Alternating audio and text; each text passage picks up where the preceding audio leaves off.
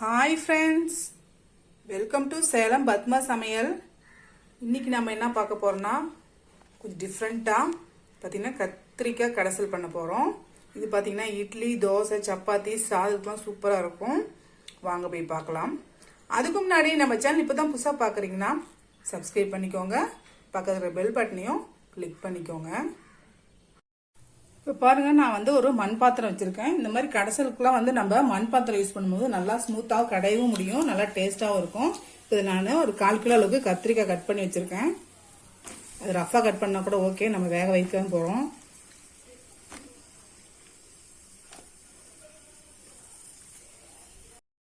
நான் ஒரு 3 பச்சை மிளகாய் முழுசாவே போடுறேன். அதுக்கப்புறம் இது மூழ்கிற அளவுக்கு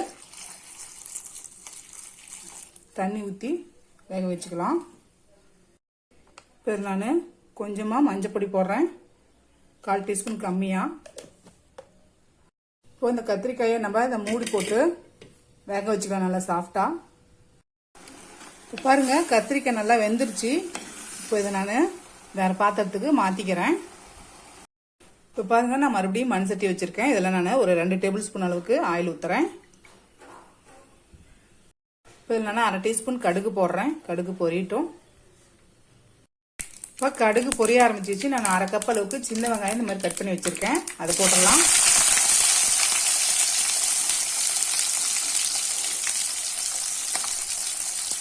சின்ன சைஸ் பூண்டு பார்த்தீங்கன்னா இந்த மாதிரி பல்லு போட்டு வச்சிருக்கேன், அதை போட்டுடலாம்.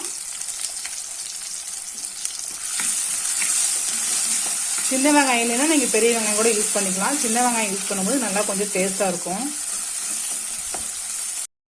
2 காஞ்ச மிளகாய்,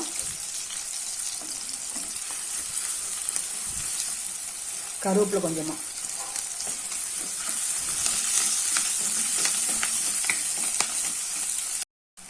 வெங்காயம் நல்லா வதங்கிருச்சு.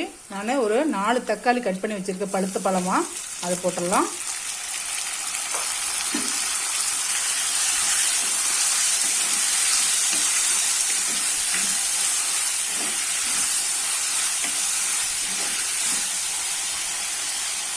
இதுக்கு தேவையான அளவுக்கு உப்பு போட்டுடலாம். அப்போ தக்காளி நல்லா கொஞ்சம் வதங்கும்.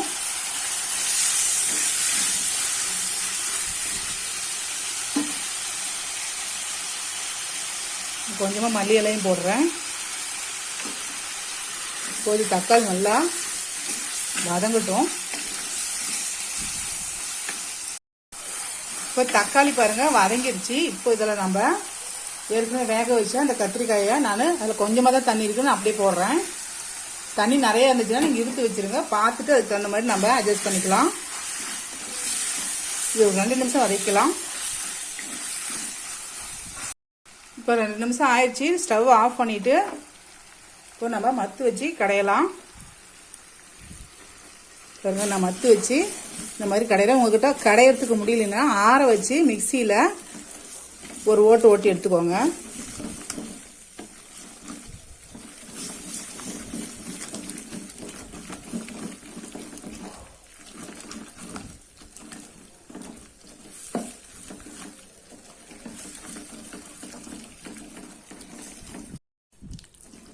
பாருங்க நம்ம கத்திரிக்காய் கடசல் ரெடி ஆயிடுச்சு. இப்போ இதில் நம்ம கொஞ்சமாக மல்லி இலை போட்டு மிக்ஸ் பண்ணா சூப்பரான நம்ம கத்திரிக்காய் கடசல் ரெடிங்க. இந்த வீடியோ உங்களுக்கு பிடிச்சிருந்தாக்கா லைக் பண்ணுங்க, ஷேர் பண்ணுங்க, கமெண்ட் பண்ணுங்க.